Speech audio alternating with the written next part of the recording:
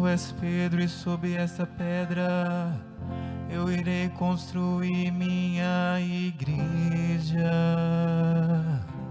e as portas do inferno não irão derrotá-la.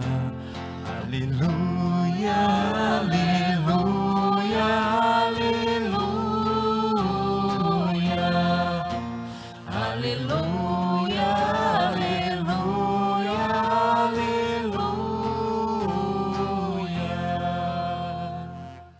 O Senhor esteja convosco. Ele está no meio de nós. Proclamação do Evangelho de Jesus Cristo segundo Mateus. Glória a vós, Senhor.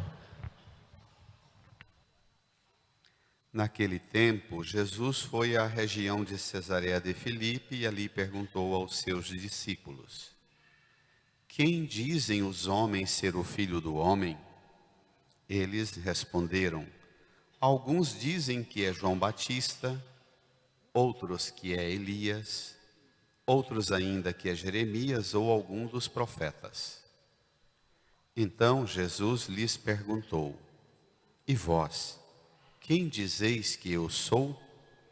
Simão Pedro respondeu: Tu és o Messias, o Filho do Deus vivo. Respondendo, Jesus lhe disse: Feliz és tu, Simão, filho de Jonas, porque não foi um ser humano que te revelou isso, mas o meu Pai que está no céu. Por isso, eu te digo que tu és Pedro, e sobre esta pedra construirei a minha igreja, e o poder do inferno nunca poderá vencê-la. Eu te darei as chaves do reino dos céus. Tudo que tu ligares na terra será ligado nos céus. Tudo que tu desligares na terra será desligado nos céus. Palavra da salvação. Glória a vós, Senhor. Aleluia, aleluia,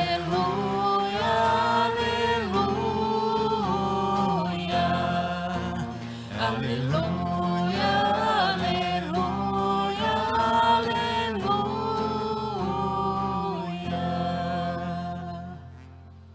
Nos recolhamos por um tempo de silêncio.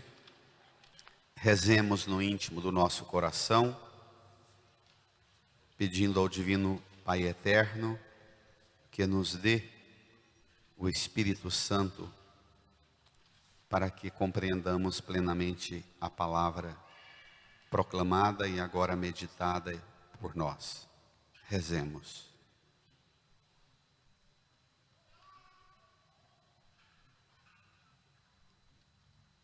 Amém. Irmãs e irmãos, nós celebramos hoje várias dimensões do mesmo mistério. Os apóstolos Pedro e Paulo, mártires, com o título de Solenidade de São Pedro e São Paulo, mártires. Celebramos também, nessa dimensão de apóstolos e mártires, a nossa oração no mundo inteiro pelo Santo Padre, o Papa Francisco. E ainda aqui em Goiás celebramos o encerramento da festa do Divino Pai Eterno, que está aqui, a imagenzinha dele. Todos os aspectos da mesma e única realidade. A graça da gente receber de Deus a iniciativa de apresentar para nós muitas oportunidades para que a gente chegue ao conhecimento dele. E chegando ao conhecimento de Deus, nós experimentemos a graça de viver a comunhão com ele. Nas expressões das leituras de hoje, Pedro e Paulo, dois mártires, dois pregadores do Evangelho, que o sucesso que eles alcançaram não foi de ter uma rede social com muitos seguidores e muitos doadores de dinheiro. Paulo decapitado, Pedro pregado na cruz de cabeça para baixo. Esse é o prêmio do pregador, dos pregadores. Nosso mundo de hoje tomou uma distância muito grande dessa dimensão do martírio. O martírio para nós se tornou ser perseguido. Na maioria das vezes somos acusados, nós pregadores, de sermos perseguidos pelos nossos erros, às vezes com denúncias graves, mas a gente diz: eu não fiz nada, e os nossos seguidores das redes sociais vêm em defesa de nós pregadores, dizendo que nós somos puros e inocentes. E a indústria das redes sociais geram e produzem mitos, fantasias de líderes religiosos, políticos, culturais, sociais, que constantemente dão-nos grandes decepções, porque não são capazes de chegar, não somos capazes de chegar ao extremo da entrega e da fidelidade e do testemunho dos apóstolos, dos mártires. Pedro, na primeira leitura, você tome aí, preso. O texto começa assim, dos Atos dos Apóstolos, capítulo 12, verso 1 a 11. O rei Herodes prendeu alguns membros da igreja para torturá-los. Mandou matar à espada Tiago, João, irmão de João, e vendo que isso agradava aos judeus, mandou também prender a Pedro. Desce o olho no versículo 6. Herodes estava para apresentá-lo. Naquela mesma noite, Pedro dormia entre dois soldados, preso com duas correntes. E os guardas vigiavam a porta da prisão. A estrutura de Herodes, do poder de Herodes, todo a serviço de perseguir, de mandar matar, de prender. Os Herodes de hoje fazem elogiar os pregadores que divulgam apoio a eles. Os Herodes de hoje encontram em nós pregadores divulgadores para que votem nos Herodes de hoje. Aqui é o contrário. O poder político, econômico, social, o poder da violência não suporta a igreja, tortura, mata, agrada o mundo mandando prender mais alguns. O que nós devemos experimentar, nós cristãos, não é o apoio das forças deste mundo. O que nós deveríamos dar testemunho não é da verba e do dinheiro que nós encontramos e recebemos de Herodes. Nós deveríamos experimentar a ação de Deus, onde o poder de ninguém chega, nem o nosso, nem dos Herodes deste mundo. Versículo 7, pega aí. Enquanto Pedro está lá, acorrentado, dormindo, os guardas vigiavam, eis que apareceu o anjo do Senhor e uma luz iluminou a cela. O anjo tocou o ombro de Pedro, acordou e disse: bradem. Levanta-te depressa. As correntes Caíram-lhe das mãos. Pronto, quem tira corrente de pregador não são as autoridades do mundo. Quem tira a corrente é a força sobrenatural de Deus. O nosso testemunho você sente quando você se encontra nas suas tribulações, nas dificuldades suas, por ser fiel a Deus, por tentar viver o mandamento do amor que Cristo ensinou, por viver seu seguimento de Jesus, nas horas mais difíceis das suas tribulações, das suas prisões, das suas noites escuras, você experimenta a luz de Deus iluminando a sua cela? A luz de Deus visita você nas suas celas? Todos nós passamos por algumas celas, né? Espirituais, psicológicas, emocionais, familiares. Todos nós temos nossas celas. Você experimenta Deus te visitar, a luz de Deus te visitar lá?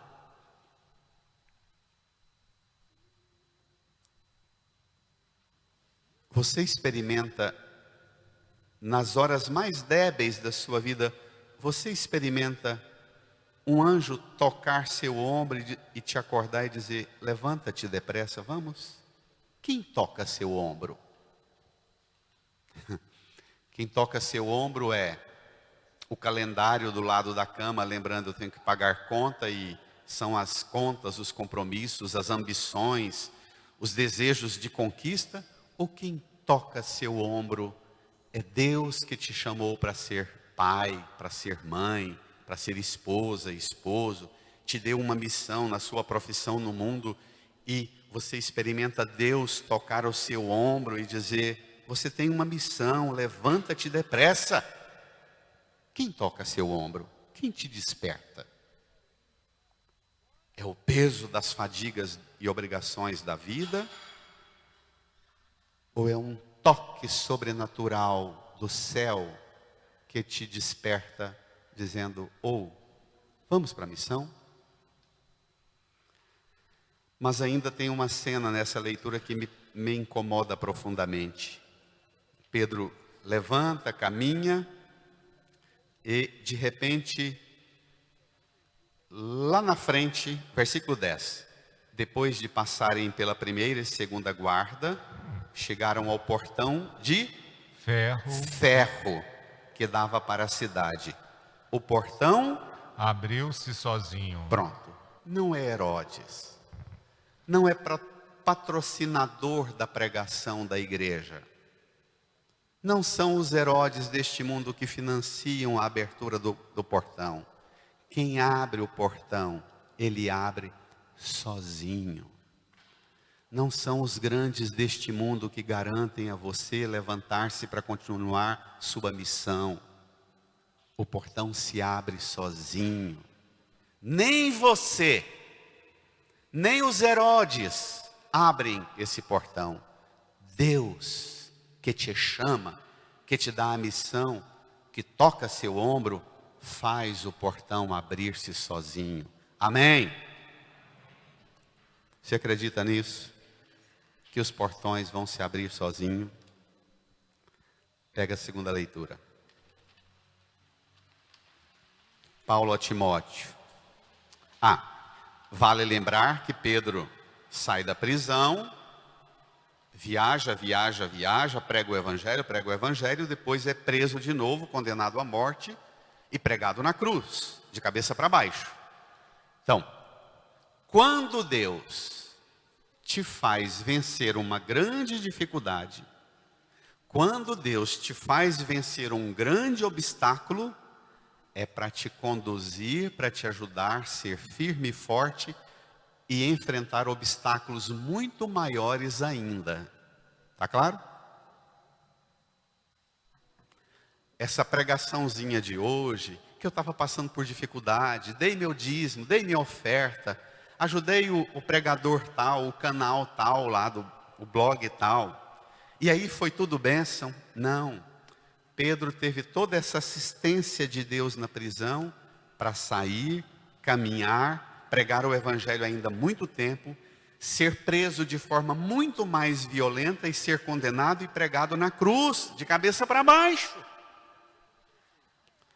Quando Deus age na sua vida, te levanta para te tornar testemunha do amor dele em situações ainda muito mais desafiadoras. Está claro?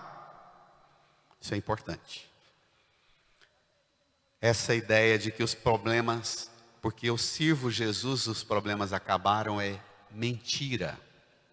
É engano, é fake news pura, vinda do altar. Segunda leitura, Paulo a Timóteo. Paulo preso, aguardando a sentença de morte, vai ser condenado à morte. Ele está vendo os cristãos todos serem condenados, mutilados, trucidados, decapitados. E ele, lá de dentro da prisão, escreve uma carta ao amigo Timóteo.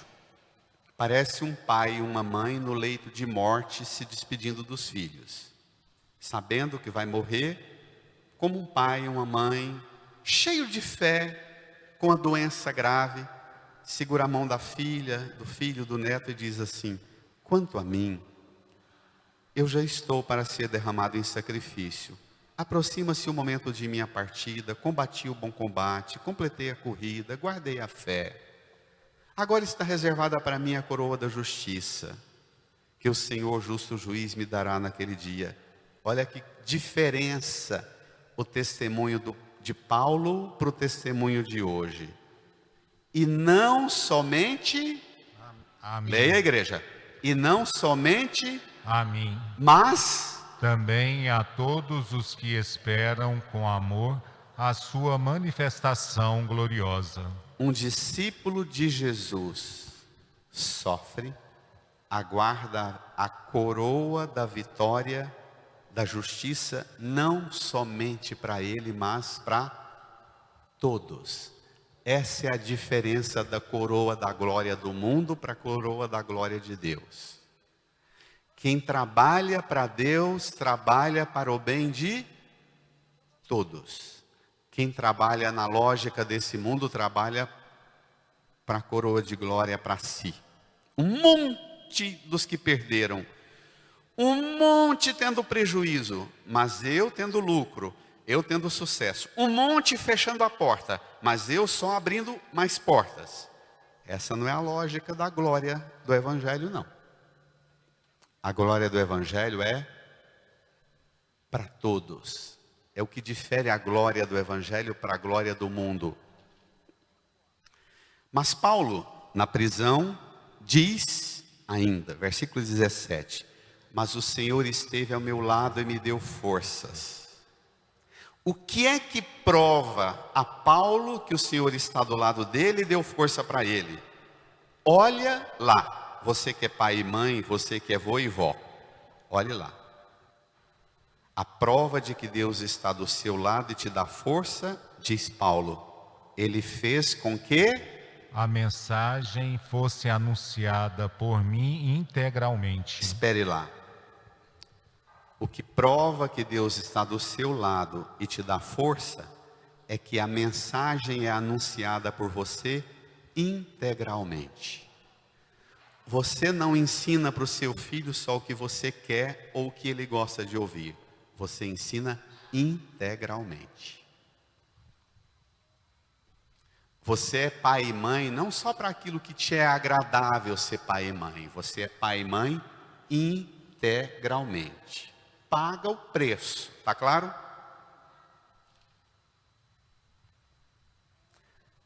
Se tiver prejuízo o conteúdo, se eu estou tendo que tomar cuidado com o conteúdo da fé e não podendo tocar em certos assuntos para ser simpático para quem ouve, o Senhor não está ao meu lado e não me dá força. O Senhor só está do seu lado e te dá força quando você anuncia o que você tem que anunciar integralmente. Se é uma fezinha, água com açúcar, que você sai na Bíblia, marcando só as frases bonitinhas que você gosta, e mandando para os outros, e você não marca a Bíblia inteira, porque o cristão tem que borrar a Bíblia inteira. Todas as vírgulas e pontos e is são importantes. Tudo. Ou anuncia integralmente, ou não é. Alguém que experimenta o Senhor está ao meu lado e me dá força. Se começou a ter prejuízo o conteúdo, o Senhor não está do seu lado e não te dá força. Vem no Evangelho. Vimos esse Evangelho há poucos dias, relatado por Lucas e agora Mateus. Vou pegar os elementos que Mateus explora e aprofunda que Lucas não tocou. Vamos lá? Mateus 16, 13 e 19. Naquele tempo, Jesus foi à região de Cesareia de Filipe e ali perguntou a seus discípulos: quem dizem os homens ser o Filho do Homem? Eles responderam: alguns dizem que é João Batista, outros, que é Elias, outros ainda, que é Jeremias, ou algum dos profetas. Moral da história, muita confusão. A mensagem ainda não está anunciada integralmente. Os apóstolos voltaram de uma pregação entusiasmado, mas voltam dizendo para Jesus: até os demônios nos obedecem. O trem está bom demais. Jesus diz: mas o que o povo fala sobre mim? Ih, está uma confusão. Jesus diz: então não está sendo integralmente. Por isso ele devolve a pergunta: e vós, quem dizeis que eu sou? Versículo 15. Então Jesus lhes perguntou: e vós, quem dizeis que eu sou? Simão Pedro respondeu: bradem. Tu és o Messias, o Filho do Deus vivo. Pronto. Tu és o Messias, o Filho de Deus vivo. Essa confissão de fé de Pedro é a mensagem integral da igreja. Isso é o centro da mensagem da igreja. Que Jesus vai dizer que saber disto é o ápice da experiência do amor de Deus. Saber quem é Jesus é o ponto mais alto da experiência do amor de Deus. Saber que Jesus é o Messias, o Christos, o ungido, o enviado de Deus, é o centro da mensagem. E Jesus responde a Pedro, apresentando a centralidade que é essa profissão de fé de Pedro. Versículo 17. Respondendo Jesus lhe disse: feliz és tu, Simão, filho de Jonas. Feliz és tu, lembra as bem-aventuranças. Bem-aventurados os... É bem a linguagem das bem-aventuranças. Feliz és tu, Simão, porque não foi um ser humano que te revelou, mas meu Pai que está no céu. Pronto. Você é feliz na fé, na sua existência, porque o que você sabe de Jesus foi o divino Pai eterno que te revelou? Ou o que você sabe de Jesus são essas mensagenzinhas, água com açúcar, cor rosinha, melosa, que se recebe no WhatsApp?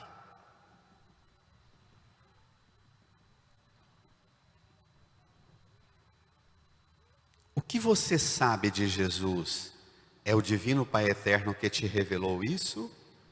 Ou o que você sabe é que você gosta de alguns sites, alguns padres famosos, alguns pregadores que você é seguidor no blog, no site, no canal do YouTube, e que fala só coisa que te agrada,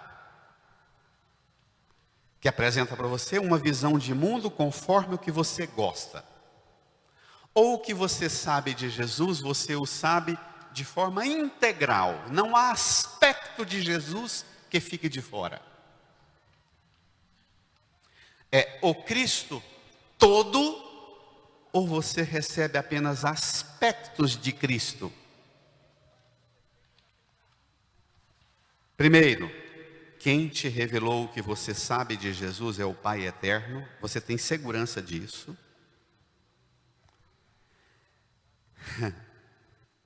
Olha o critério para você ter segurança se o que você sabe de Jesus foi o divino Pai eterno que te revelou. Tem 3 critérios. Vamos lá? Primeiro critério: por isso eu te digo. Por isso. Porque o que você sabe de Jesus foi o Divino Pai Eterno que te revelou. Por isso é que eu te digo: tu és Pedro, e sobre esta pedra construirei a minha igreja. Primeira consequência: quando o que você sabe de Jesus é o Pai Eterno que te revelou, primeira consequência é que você imediatamente vira material de construção na mão de Jesus. Irmã, irmão, isso tem consequência dramática. Porque às vezes o material de construção, uma pedra que a gente pega lá na rocha e traz para cá, vai lapidá-la para fazer um altar desse. Às vezes, o que a gente pega da pedra de Pedro ou de você, o pedreiro vai tirando, até moldar este altar, vai tirando tanto que tem mais material para jogar fora do que para ser usado. Você aceita Jesus lapidar você e arrancar de você o que não interessa para ele na construção? Ou você quer um Jesusinho que vai te enchendo de bênção e de graça e você vai só inchando e inflando até estourar? Você aceita que o pedreiro Jesus tenha você à mão e use você como material de construção? Ele diz: da minha igreja. Não é do Antônio, nem do Pedro, nem do Manuel, nem do Robson, nem do Paulo Ricardo, mas da minha igreja. As pessoas que convivem com você experimentam de você a graça de estarem próximas da igreja de Jesus, ou da paróquia tal, da comunidade tal, ou seguidor do padre tal e tal, no blog e no site, no canal do YouTube. Primeiro critério: quem sabe que Jesus é o Messias, o Filho de Deus vivo, porque o Divino Pai Eterno revelou, primeira consequência, vira material de construção da igreja de Jesus, vira material na mão de Jesus. Segunda consequência: e o poder do inferno nunca poderá vencê-la. Poderá vencê-la. O poder do inferno tem feito barulho na sua vida de fé? O poder do inferno, das tribulações da vida. Vou pegar mais pesado, pode? O poder dos escândalos que nós, membros da igreja, cometemos. É poder do inferno. O poder do inferno que age na fraqueza de nós pregadores, vence você, ou você, por ser material de construção na mão de Jesus, o poder do inferno não te vence, ainda que você conviva e descubra os erros mais atrozes do pregador, ou a sua missão de pai e de mãe, os aborrecimentos e desgastes na sua vida de esposa, de esposo. Na medida que esse embate vem, você se sente fortalecida e o poder do inferno não te vence? Ou qualquer puxada de rabo que Satanás faz na parede da sua casa, o poder do inferno desaba tudo? O poder do inferno tem feito muito barulho na sua vida de fé?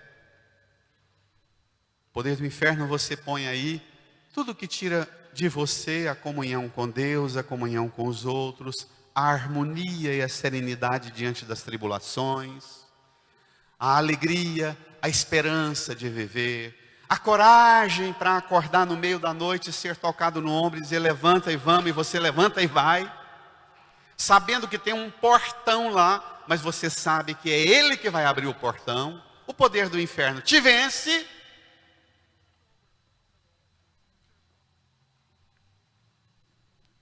Forte, né? Mas ainda tem uma consequência. Quando o que você sabe sobre Jesus foi o Divino Pai Eterno que te revelou isso, Primeira consequência, você vira material de construção na mão de Jesus para construir a igreja dele. Segunda consequência, o poder do inferno nunca vence.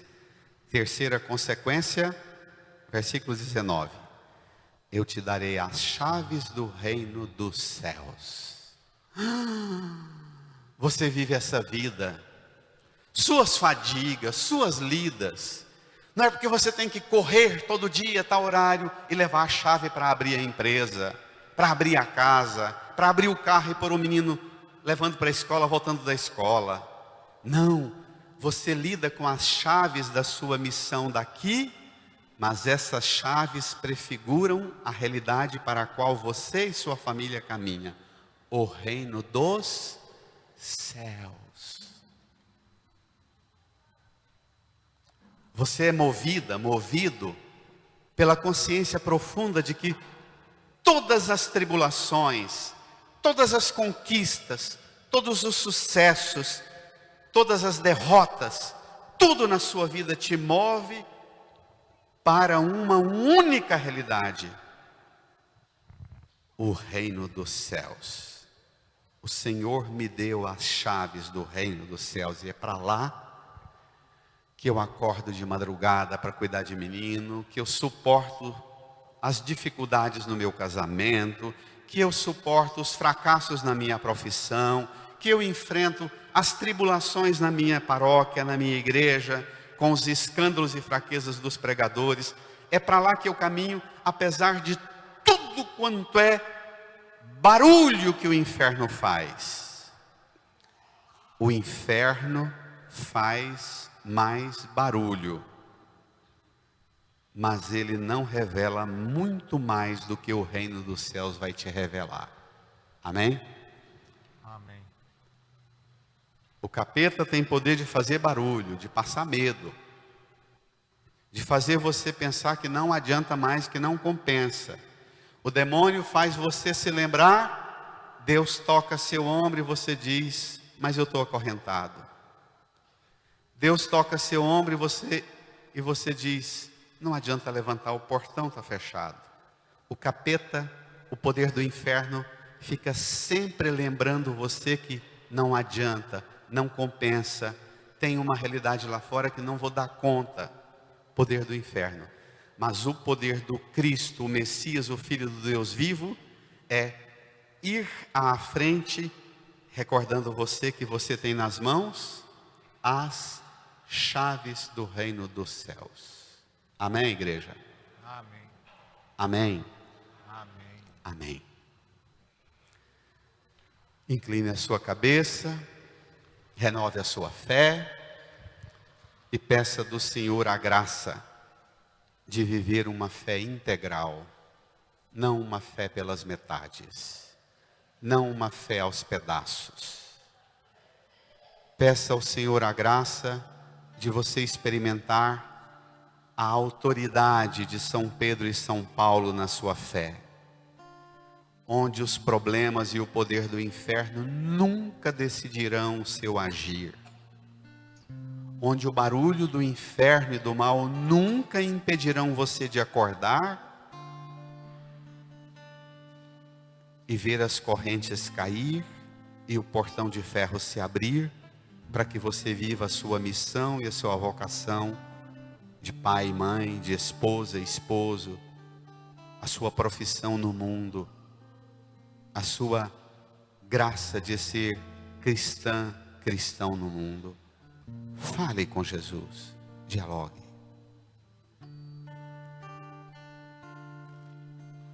Lava-me, Senhor, com teu Espírito, e minha alma reviverá.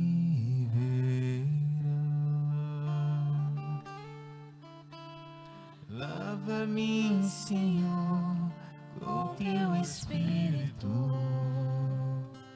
e minha alma reviverá,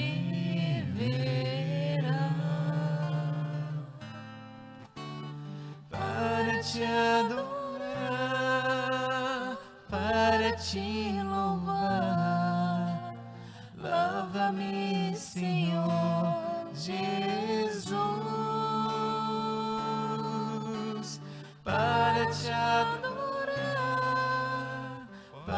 te louvar. Lava-me, Senhor Jesus. Levanta-me, Senhor, com teu Espírito. Levanta-me, Senhor, com teu Espírito. E minha alma reviverá.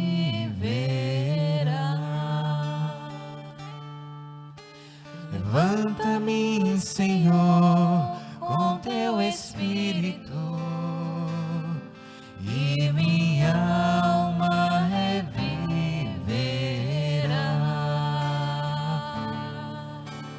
Para te adorar, para te louvar, levanta-me, Senhor Jesus. de pé.